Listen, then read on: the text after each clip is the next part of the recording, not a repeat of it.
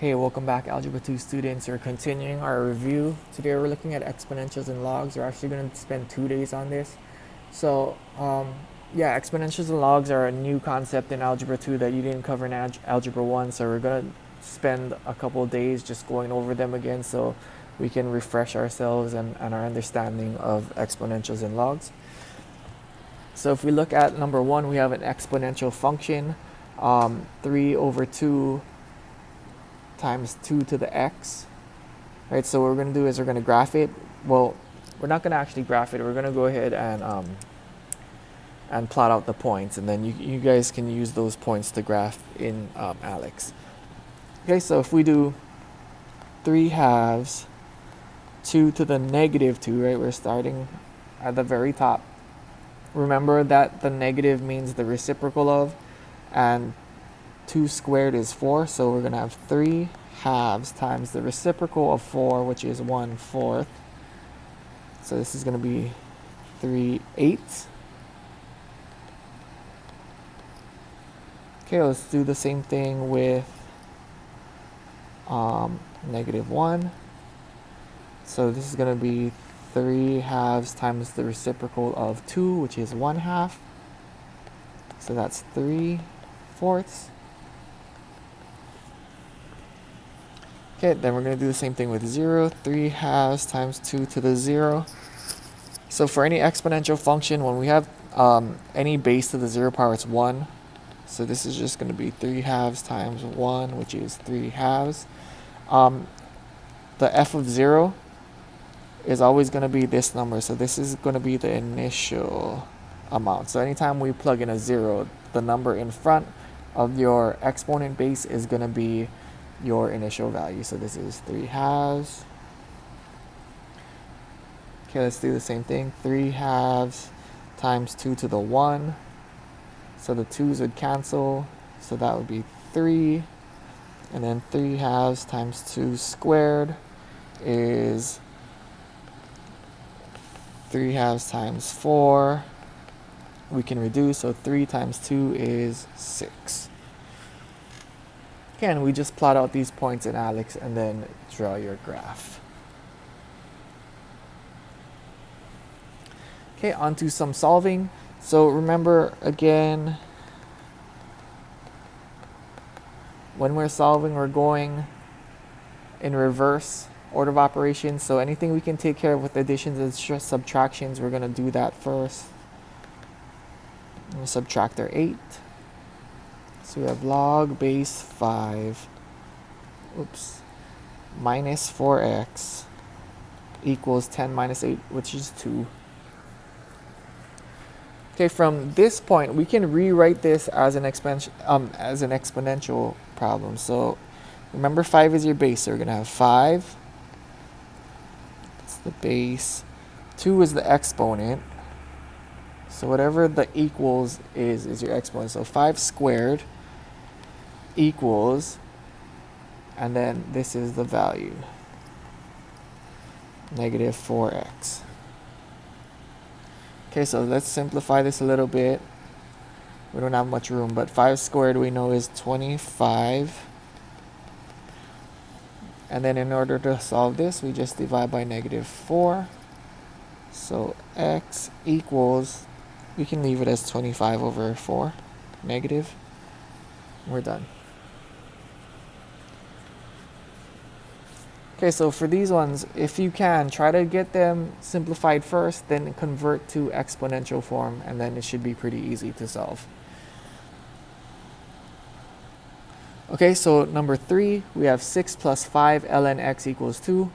We're doing the same thing, so let's get rid of our 6 first. So then we have 5 ln x equals 2 minus 6, which is negative 4.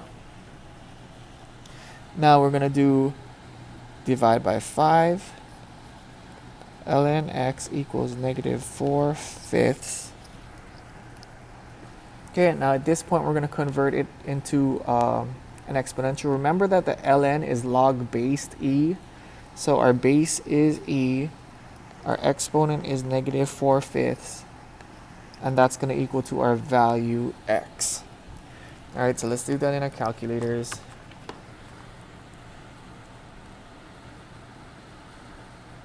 So we have e to the negative 4/5, which is approximately 0.449.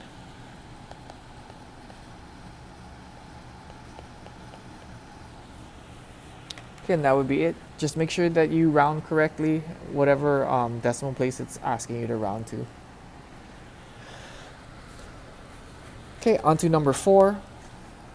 So for this one, notice that we have our variable in the exponent. So our strategy to get into our exponent, remember, we can take the logs, or more commonly ln. It doesn't really matter, but more commonly we use ln both sides to get to the exponent. So we're going to do ln 64 equals ln 32. And I'm going to show this step. So the reason why we do ln is because if we have an ln and an exponent, one of the properties says we can take that and drop it down in front. So we have ln 64 equals parentheses negative x plus 1 ln 32.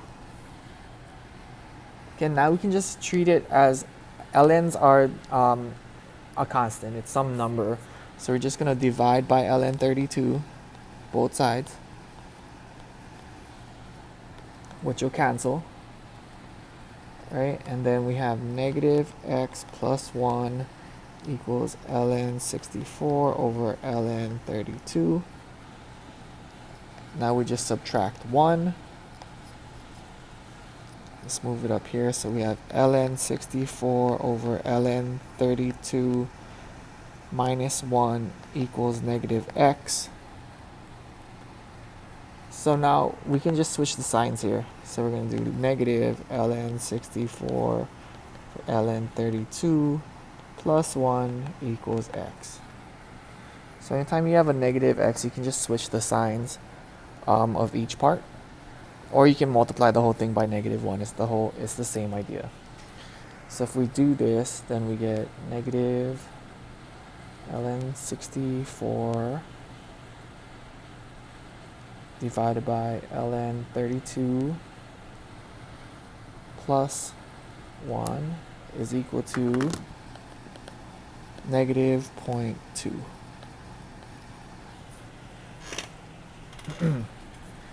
Okay, and then onto some interest type problems.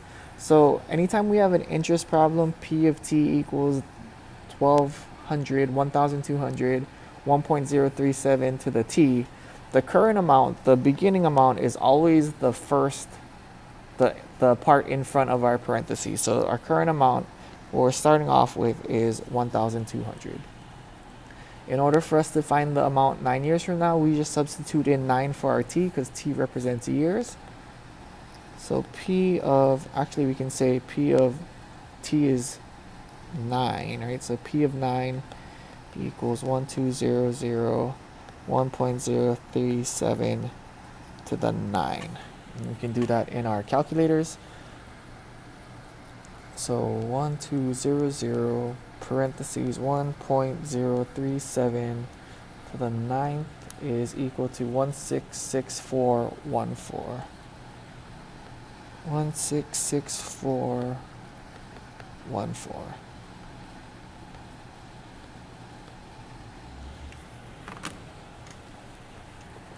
Okay, a little bit more on the compound interest stuff. So when we're doing compound interest, this is the form. It looks very similar to the one we just did. So the P of t is the end amount, right? That's how much we end up with. Starting amount, like we said earlier, is the A. R is the rate as a decimal. The N, there's 2 of them, is the number of times compounded per year. So for example, if it's annually, then N would be 1 because we only compound once a year. If it were quarterly, it would be 4 because that means we do it 4 times a year. Monthly would be 12 for our N because we do it 12 times per year. And then daily would be 365 because we do it every day 365 times a year. And then T is the amount of years. Okay, so if it says you deposit $5,000 compounded quarterly at 6.4%, when will it reach $6,145? All right, so this is a cool one because it's asking us how much time it's going to take to get to 6,145. So this is going to be the end amount. This is going to be the starting amount A. The rate is 6.4%. Now be careful here because when we do our rates, we can't just put in 6.4. We need to convert 6.4 into a decimal. So we're going to move that 2 spaces to the right. So it's going to be 0.064. That's our R. And then our N, it says quarterly. So N is 4. And then we don't know what our T is, right? It's asking us how much time it's going to take. So T is going to stay how it is. So let's go ahead and change our colors here and put this all together. So P is the end amount. Okay, so that's going to be 6,145 is equal to the starting amount, which is 5,000. And then we have 1 plus, the rate is 0.064 over N, which is 4. And then we have N again times T. Okay, so let's start cleaning this up a little bit. We have, let's divide by 5,000. All right, to get rid of it. We're trying to get to T here. Okay, and then 1 plus 0.064 divided by 4. Let's figure out what that is. 1 plus 0.064 divided by 4. 1.016. So let's change that. 6,145.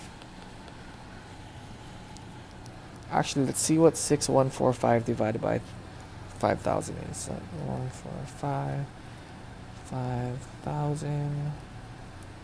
1229. Okay, so let's get rid of that. So this is 1.229 equals this thing is 1.016 to the 4t. Or we're just simplifying some stuff here. Now remember, if we're trying to get into our exponent, we have to ln both sides. I'm kind of running out of room, but we have ln 1.229 equals, and we can drop the 4t down, right? 4t because we have the ln there. ln 1.016. We can divide. Actually, we can divide by 2 things.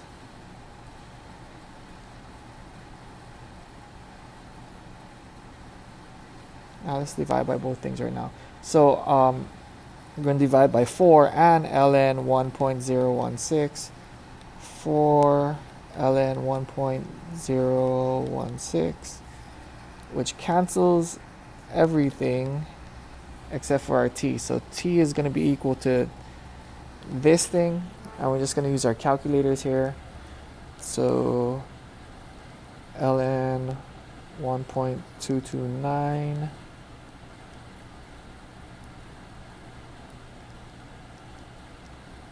divided by parentheses 4 ln 1.016, and it says that it's going to take 3.25 years, which is not too bad. I mean, in 3.25 years, you're going to make $1,145. That's pretty good. Okay, that's it for today. We're going to continue our exponential stuff and logarithmic stuff tomorrow. Good job.